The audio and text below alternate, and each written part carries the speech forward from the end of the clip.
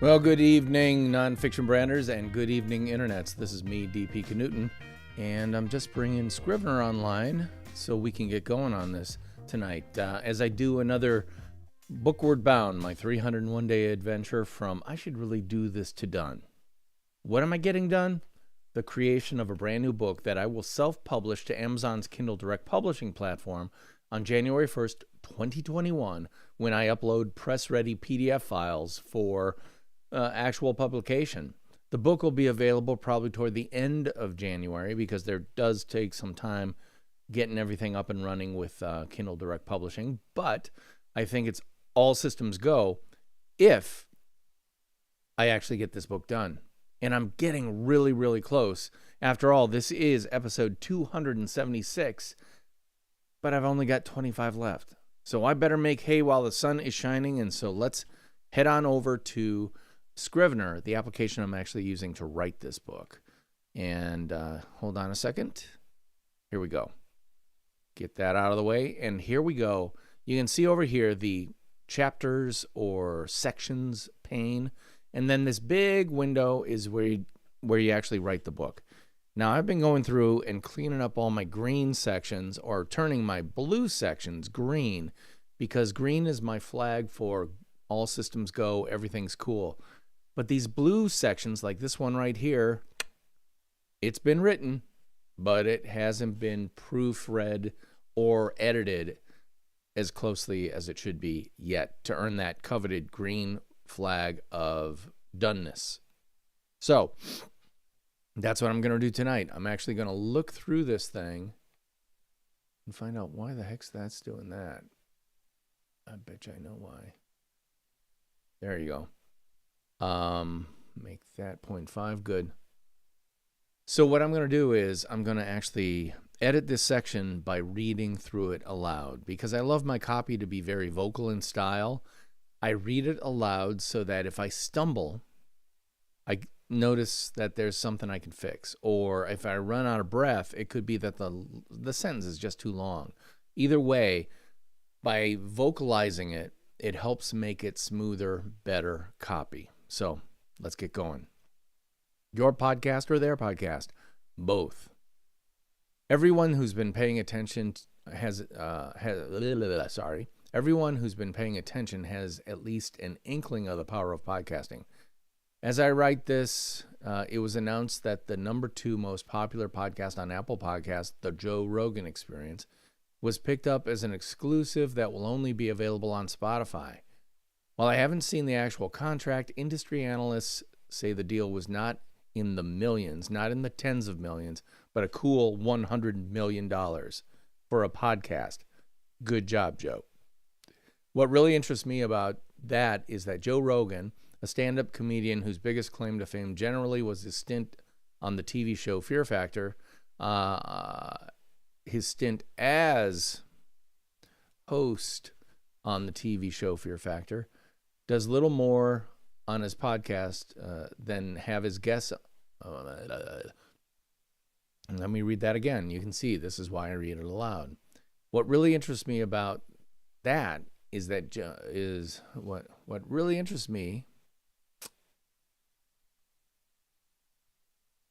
What really interests me is that Joe, about that isn't needed.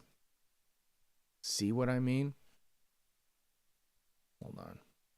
What really interests me is that Joe Rogan, a stand-up comedian whose biggest claim to fame generally was his stint as a host on the TV show Fear Factor, does little more on his podcast than have on guests that pique his interest.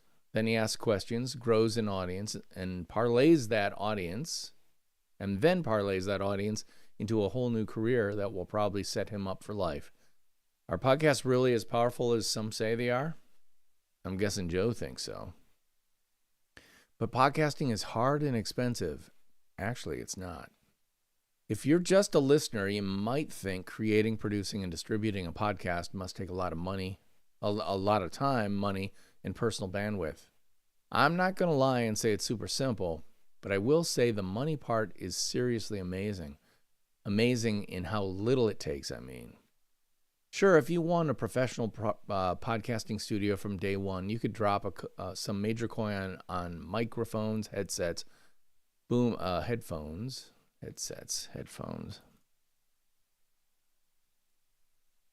boom arms, studio soundproofing, editing systems, custom art for your podcast, hosting fees, original rights cleared music, etc. But to be honest, you can start today with nothing more than your smartphone. Quick question.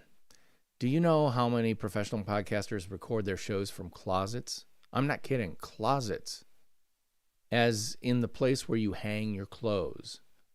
For many such podsters, it's the only place in their home where they get this kind of super quiet atmosphere that is conducive to great sounding recordings. Add to that the fact that many closets have a door to keep out obnoxious dogs and inquisitive children, and you can see why a good walk-in closet actually makes for a perfect podcasting studio. Walking you through all the details on how to build a studio, create a podcast concept, schedule personal brand boosting guests, recording them like a pro, and marketing the show to an increasingly cluttered podcast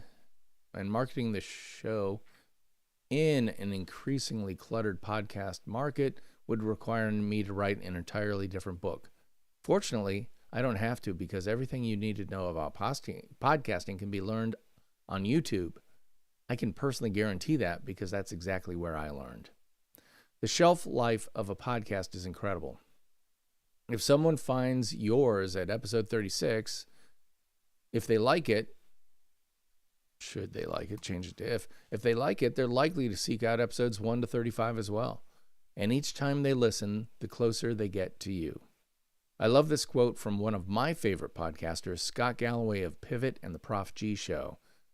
Quote, "If someone approaches me about something that I don't know, I know which medium they're approaching me about. If it's someone who high-fives me and it's sort of a bro romance, I know it's video. It's a video. If someone comes up, let's get that in there. If someone comes up and wants to share a moment and really look you in the eyes, it's something they read that you wrote. And if somebody comes up to you and speaks to you as if you're their friend and you don't know them, it's from a podcast. There's something. The medium really is the message, and there's something about the intimacy of being in someone's ears where they feel as if they know you and are forced to listen to you because they don't have the distractions of visuals." Which is from Scott Galloway, Pivot Podcast. Let's make that. I think I'm going to go long dash with these things. Scott wrote about Pivot Podcast.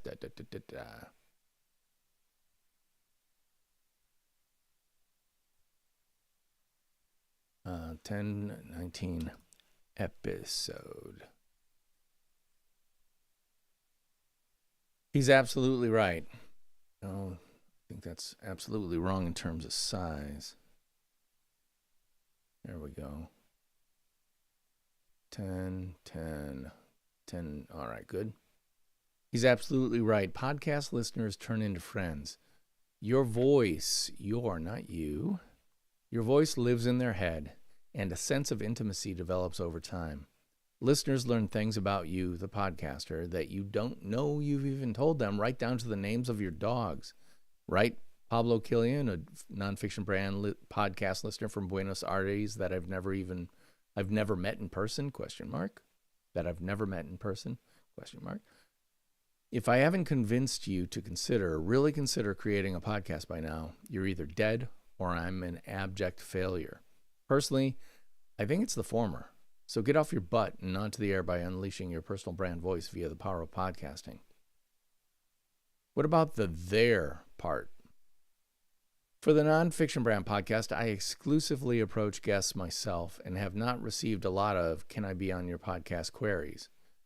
But that's started to change as the podcast gains more momentum over time. Gains momentum over time.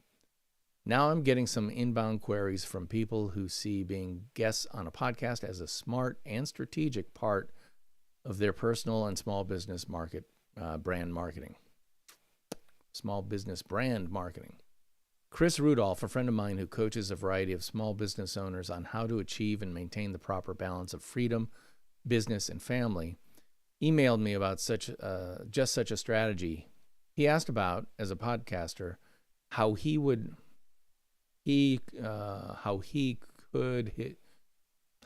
should advise his clients on approaching podcasters about being a guest. Here's what I emailed him in reply. 1. Prove that you know what the podcast is actually about and that you've listened to it.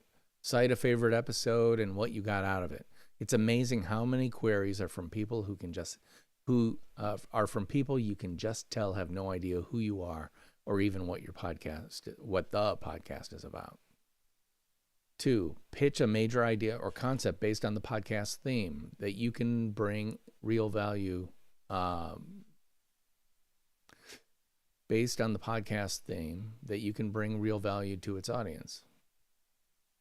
Yeah. Pitch a major idea or concept based on the podcast theme that you can bring real value for its audience.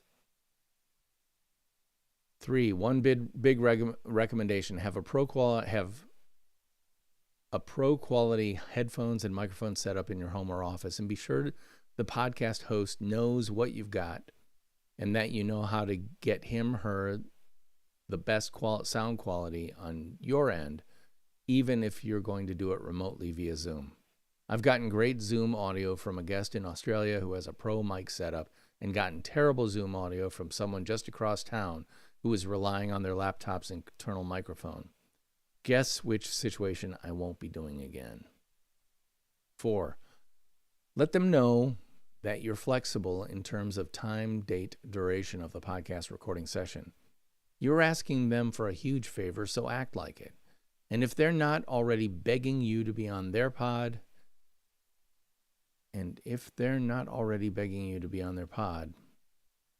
you are at their beck and call.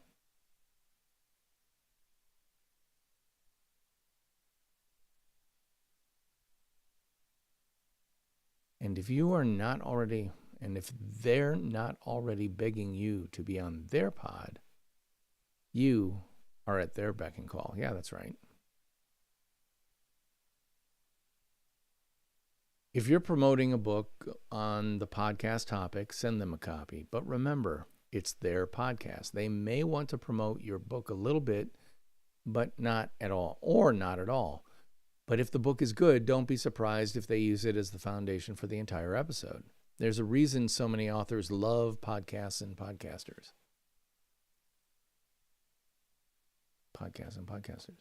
6, never act like you're some kind of you'd be lucky to get me diva. The biggest names I've dealt with have always been the most gracious. Think that's how they got to be a big name in the first place? You betcha. 7, look back at number 2 again. It's all about the value you can bring to the podcast audience. 8, if you have a community associated with your shared topic, example, a Facebook group, etc., be sure they know that too. You tell me that you're promoting your specific episode to the 5,000 members of your group. How soon can we get you scheduled? One final thought. So many people want the many benefits of podcasting through appearances without doing any of the work. Scheduling, producing, editing, posting, and marketing podcasts can easily take tens of hours and dollars per episode, even for a basic one. If you're going on a podcast for what it can do for you, you need to flip the script. Here's what I can do for you is a great place to start. Reading those recommendations again, I couldn't agree more, but I would add this. Do not pawn the task off. Do not pawn any of the above off onto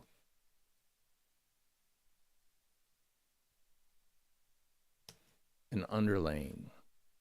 Having your assistant ask to get you on a podcast reeks of silver spoon BS. As I type this, I still haven't gotten back to just such an assistant who's following up on a first email that I didn't respond to.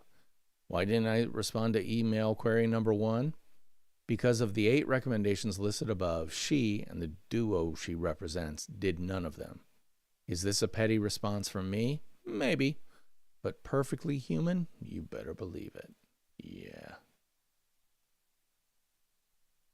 All right, so that's cool. Let's give this a green flag for doneness and go on to the next section, which is almost 1,500 words. Cool. The incredible power of face-to-feed. You don't have to be an old school Willie Loman style salesperson to understand the unparalleled power of the face-to-face meeting. Just think about it in your own life. Who are the people you trust the most? You most trust, most depend on, most recommend to others? I'm reminded of this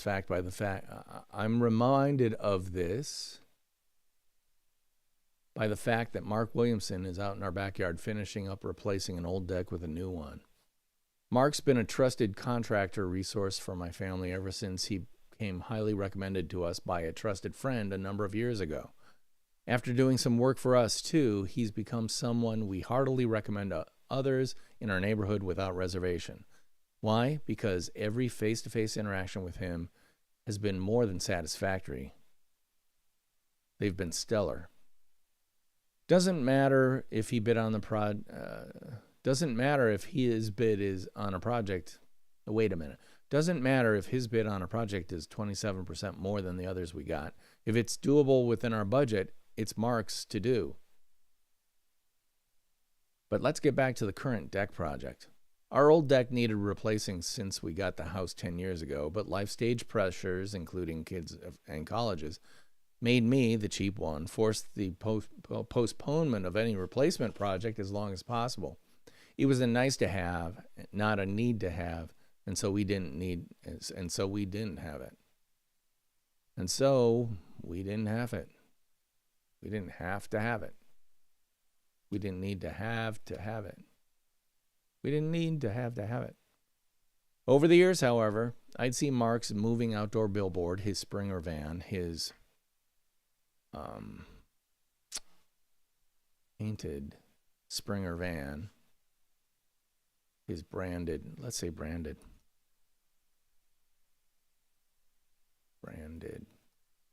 Springer van all over the neighborhood as I walked our dogs. This traditional advertising channel, out of home, did a pretty good job keeping Mark top of mind with me. But the kicker came when a trip to his van for some hardware coincided with me walking our dogs, Olive and Tilly. To say Olive loves Mark is a gigantic understatement. In spite of COVID-19 induced social distancing, she was all over him. Not to be outdone by her older sister, Tilly fell in immediate passionate love too.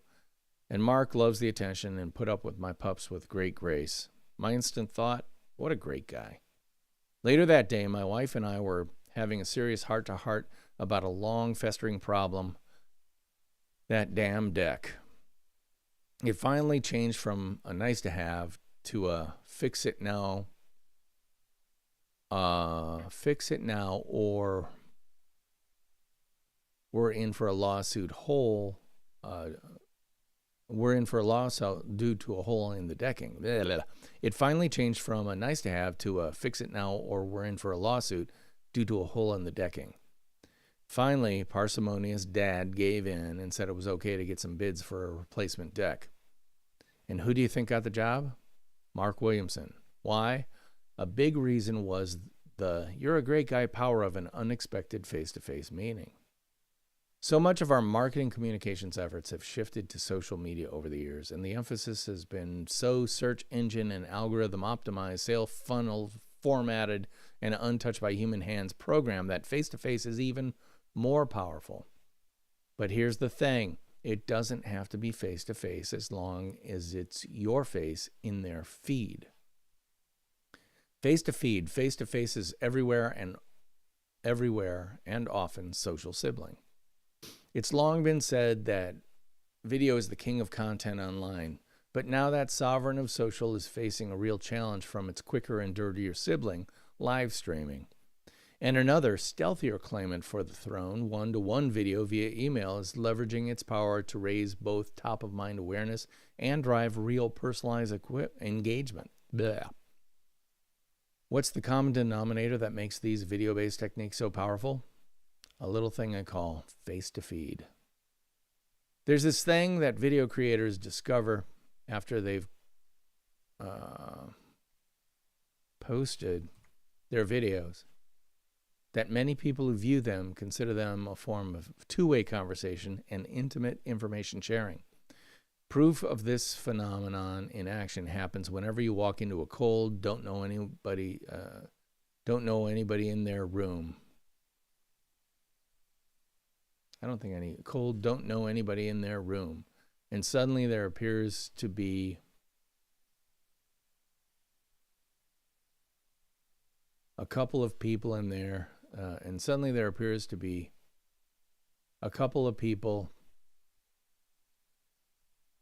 with a look on their faces that seems to say, "Hey, friend, where'd that face come from?"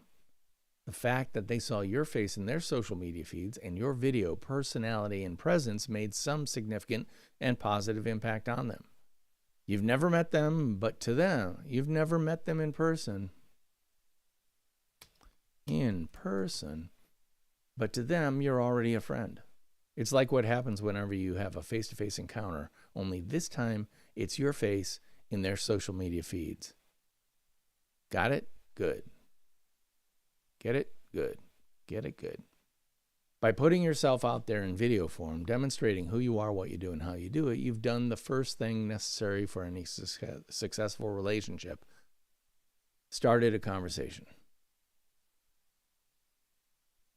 When they finally meet you, many will feel some level of pressure or desire to continue said conversation by adding to it. Your video started it by saying A. They come back with B, and you continue to C. And if you continue to see, you've created some form of relationship. While face-to-face video may not be as powerful as face-to-feed video may not be as powerful as face-to-face communications, it still packs quite a wallop, and I can prove it with a one-to-one video via email service called Bonjoro. You can play along by heading over to bonjoro.com and signing up for a free account. Here's how it works. Let's say you just received an incoming email informing you that Sarah Jones has requested information about your services via your webpage. Many funnel-optimized workflows would just automatically ping her back with a pre-designed services menu or something like that. And that's exactly how it would feel to Sarah, optimized and automatic. With Bonjoro, you could be notified of the same thing, Sarah's request, and instantly send her back a completely personalized video greeting asking if she'd like to hop on a Zoom call for a quick, free 15-minute consultation. Which of these two techniques, 1, auto email PDF, or 2, personalized video via email, do you think would truly delight Sarah? My guess is the personalized video by a country mile. Ever since Dale Carnegie taught his first class to win friends and influence people, every good salesperson has known the power of knowing and saying a person's name. A Bonjoro video leverages that to the 9th degree. That dynamic leverages that dynamic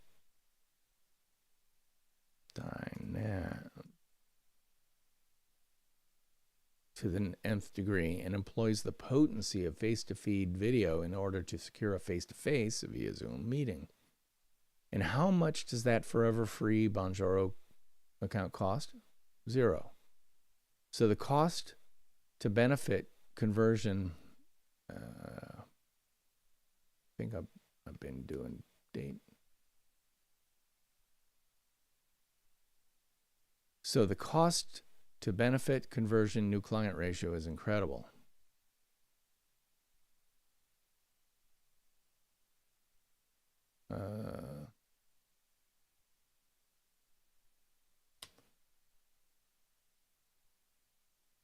Check out the service at bonjoro.com and you'll see what I mean. The trust chain. So back to the story about Mark and our deck. If you go back and count, you'll discover that I used some form of the word trust 3 times. I did this on purpose because the foundation of any good, long-lasting relationship is trust. It's also absolutely fundamental to building your completely true, completely you personal brand. Do trust and true come from the same linguistic root? I had to know, so I looked it up. Here's what I found. Yes, no, Old Norse, Proto-Germanic root, blah, blah, blah. Evidently, they share no common root, but they are closely aligned in whatever language you happen to speak. The interesting thing to me is that the only way you can earn trust is exactly the same as how you go about building your personal brand. You have to demonstrate it. Trust is a gift from others to you, but only when you've demonstrated that you deserve it. The ability to build a business based on trust is hugely important and valuable. We all know trusted companies that have been bought by sketchy companies in the hopes that the former company's trust would rub off on the latter. But guess what? It never does, because unless the latter company demonstrates that they've completely changed for the better by demonstrating it every day, that trust simply does not transfer. In my humble opinion, we're seeing that dynamic play out right now with Facebook's purchase and subsequent shotgun wedding to Instagram. It's never a good sign when the two founders who built the trust decide they can no longer stomach the changes the purchasing company is making and subsequently leave. Will Instagram be able to maintain and even grow the trust they earned pre-Zuckerberg? I'm making popcorn and watching the developments with great interest.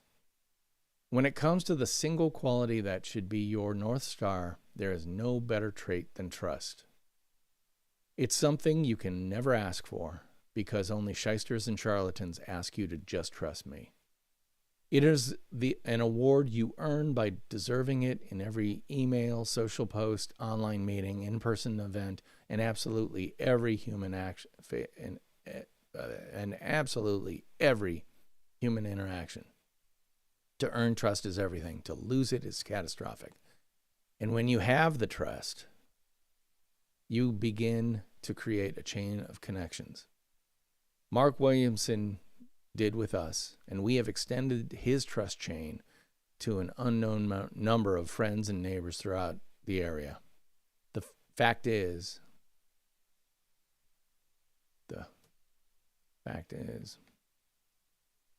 Mark doesn't do or even need marketing at all, because he's because he's earned an entire train of trust by demonstrating through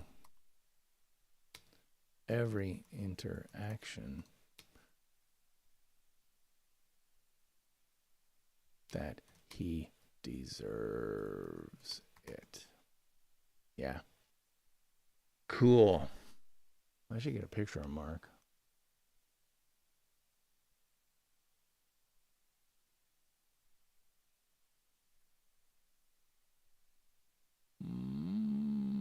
Mark.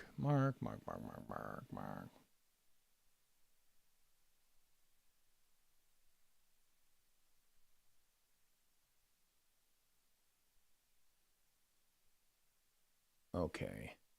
So that gets a green flag of done this. Oops. Convert, change icon to green. There we go. All right, so how many we have left? 1, 2, 3, 4, 5, 6, 7, 8, 10, 11, 12, 13, 14, 15, 16. How long is Sarah's?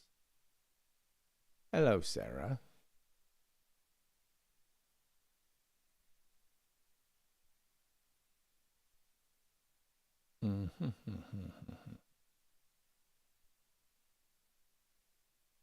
Sarah Townsend.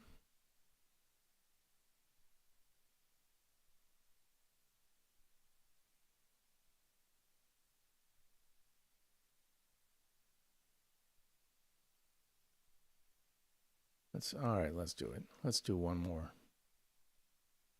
Sarah Townsend, knowing who you are so you can be it. Sarah Townsend is a veteran strike-through vintage copywriter and editor based in Gloucester, England. Already great friends. We're Already great friends, but we've never met in real life yet.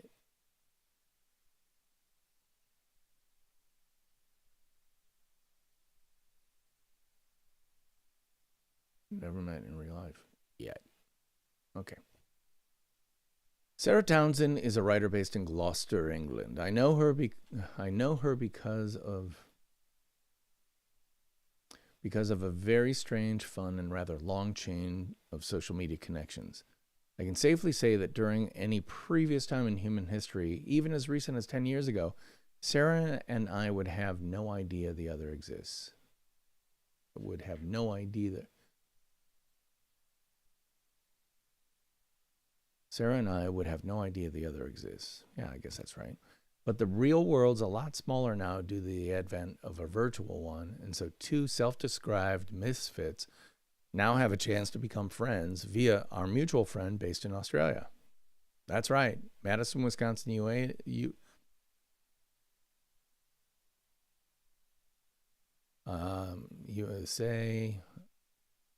I should do an arrow.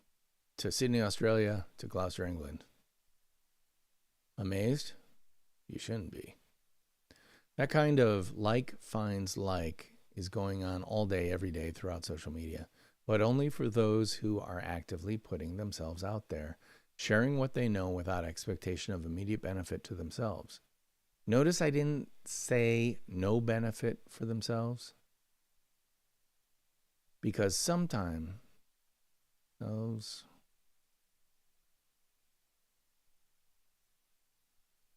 That's because sometime, sooner or later, such sharing is going to pay off. Maybe not in the form of a paid engagement, but in the guise of a new friend from across the seas. Sarah is exactly that. Over a couple of years, and via our mutual acquaintance, Kate Toon,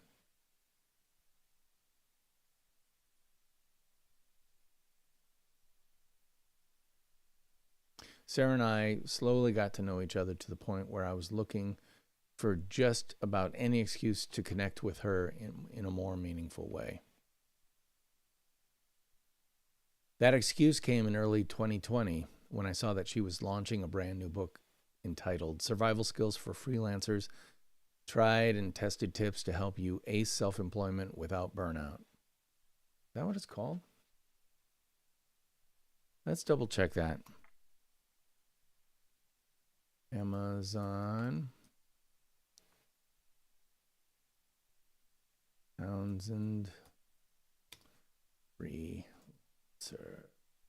See what comes up. There you go. Without burnout. Okie dokie. We're still good. Sorry.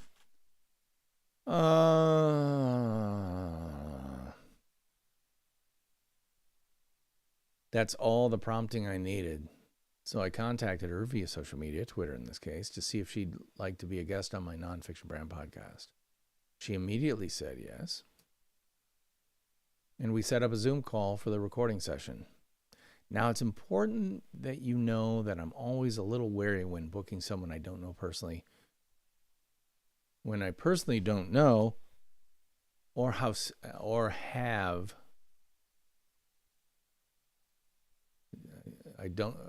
with someone I personally don't know or have not spoken with previously for the pod. Sure, I'd followed her on Twitter and saw that she had a brain, sparkling wit, with just a touch of self-deprecation. But that's the go-to for a lot of people. And you never know if someone's going to be a good guest until you're well into the recording session. So fingers crossed, I hit the record button and off we went. Within seconds, any anxiety I had dissipated and was replaced by delight. It resulted in 2 really fun episodes, number 101 and 102, and in what I believe will be a lifelong friendship. Why? Because she clearly knows who she is and has been being it professionally for well over 2 decades. We talked a lot about that, and her book candidly shares a fair amount of detail about her life, life and upbringing, her life and upbringing and the path she took to get to where she is today. Here's the thing, that path, while not straight linear, straight linear is repetitious, so let's pick one. While not straight, I think I'll go with linear. While not linear, is completely aligned with who she is, what she does, and how she does it. That alignment happened because she wanted it to, and she's able to continue. And she's able to continue maintaining that continuity through the completely true personal brand she's more or less codified on paper. She wouldn't be here now if she weren't there then. Like many in the UK and USA, Sarah was not naturally college bound. But she was one heck of a student, especially when it came to the English language. After graduating secondary school, she immediately hit the ground running by getting a job in operations for a small business. Looking back today, she'll be the first one to admit that while the position wasn't the most fulfilling in terms of tasks, it actually served to prepare her perfectly for the career she's successfully held for the past 2+ decades. Why? Because all the operational tasks, systems, and processes she needed to master for her first job were exactly what she needed to excel at in her next position as the head of her own freelance copywriting and editing firm. I guess I just wanted to get out into the world and start making my way. I've always been quite a bit of a misfit, I guess. I just think I just wanted to find something that perhaps I might fit into, having not really done that before. I don't know why I didn't think of university as that place. I wanted to start making money. There's a quite frank chapter in my book, Survival Guide for Freelancers, about my upbringing in terms of how difficult it was financially. That I wanted to be able to stand on my own 2 feet and not be reliant on my parents who weren't well off at all. Yeah, Sarah Townsend, Nonfiction Brand Podcast,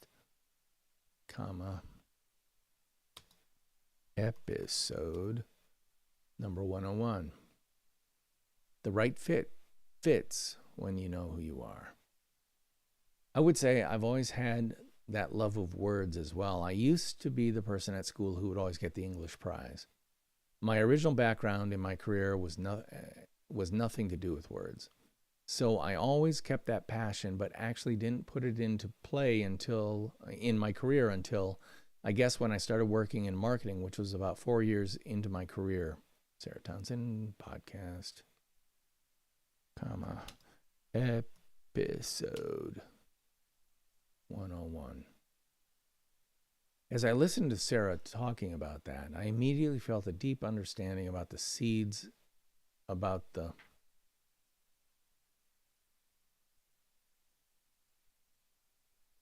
core of who she truly is. I've bolded a couple of points in her answer above that I think are absolutely fundamental to her long-term success as a writer. It's because she's always been a writer, no matter what task she's had to perform or positions she'd been hired to fill. I used to be the person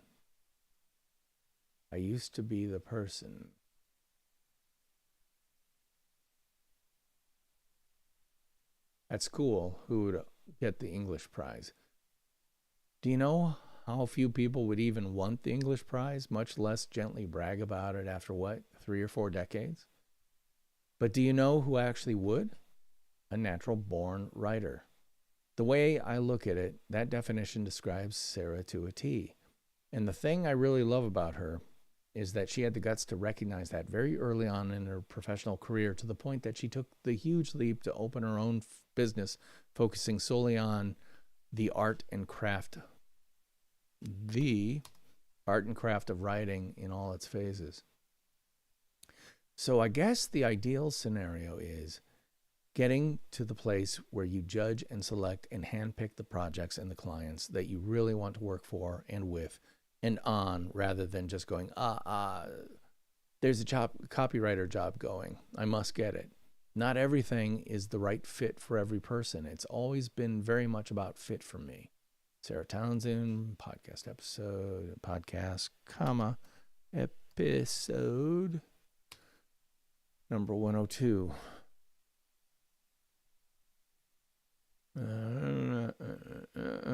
Sarah quite clearly knows who she is, and whether she knows it or not, did the heavy lifting of defining her personal brand years before Tom Peters coined and defined the term.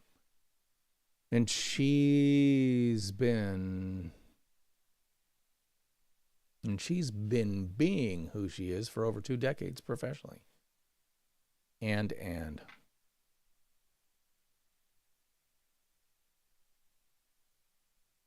now, with her new book,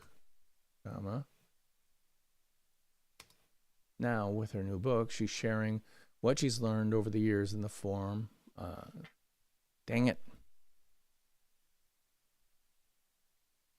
I can just make it an capital N. Now she's sharing what she's learned over the years in the form of what else? A new book. That's not a coincidence. That's her completely true, completely you, personal brand, destiny made manifest.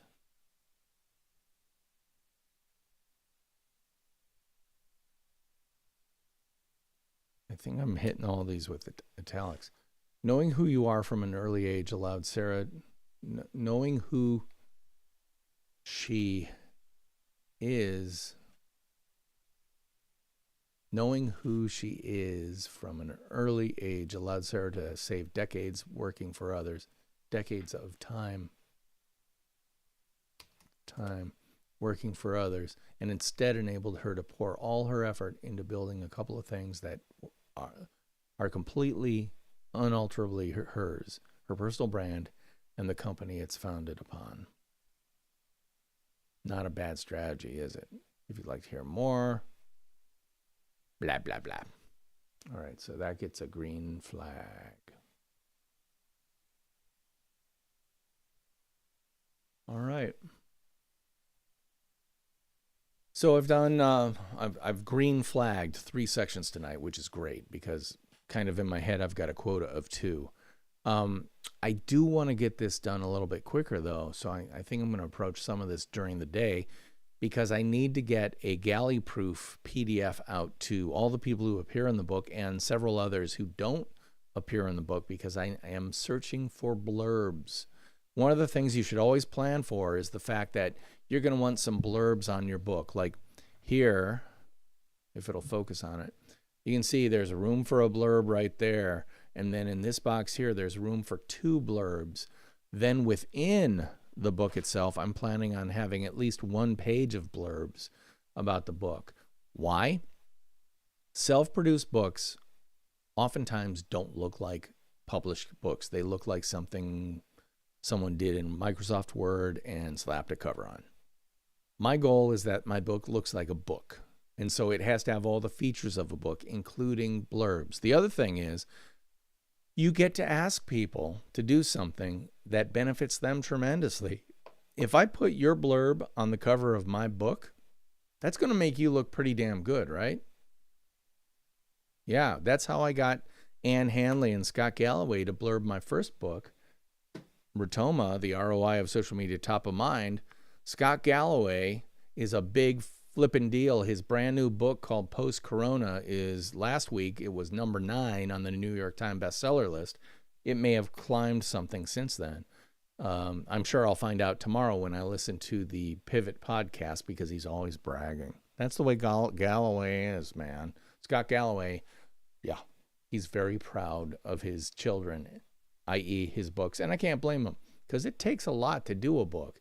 So being proud of a book and making sure that you present that book in the most booky-looking way possible is tremendously important to me, and a real killer tip to anybody who wants to self-produce a book. If it looks self-produced, it's not anywhere near as cool as a book that looks like, wow, this looks like a book. In fact, I gave one of these to somebody who had self-produced their own book, and their response was, because they knew what went into doing this, they said, wow, this looks like a real book. And I said to her, it is a real book because I demanded that it be a real book by producing every single thing about it myself. That's one of my downfalls, being a do-it-yourself guy. It's DP DIY, do-it-yourself. But that's the way I get stuff done. And in fact, this book is getting done. But I have to give some credit, though. I will be honest. I have to give some credit to you. Yeah, you. Because you're part of my peer pressure posse that keeps me coming down here working on this book. It's not easy, but because I made a commitment to you, I feel really bad if I don't make my way down here. So consequently, I have for 276 days. And I've got 25 days left to go before the end of the month. So I think I'll be able to keep that date and get this book done. But only because you're twisting my arm behind my back and making it hurt. So thank you for that. I'm DP Knudten for the Nonfiction Brand podcast. A brand new episode dropped today, this morning at 3 a.m. Eastern Daylight Time, and is now available on Amazon Podcasts, Spotify, Google Podcasts, Stitcher, any place you get your podcast. Just search Nonfiction Brand and look for this image, my photo in black and white, and the words Nonfiction Brand stacked in brilliant white letters right next to it. That is the cover art or the album art for the podcast. So if you see that, you got the right one. Oh, and by the way, if you like it, give it a thumbs up, would you? Oh, and subscribe to it if you like it. If you really like it, refer it to others. But mostly, can you do me a solid and review the podcast wherever you get your episodes? Because that really helps other people find it. Thank you very much in advance for all that help. I will see you here tomorrow, same general time. But until then, theme music. Take us on out.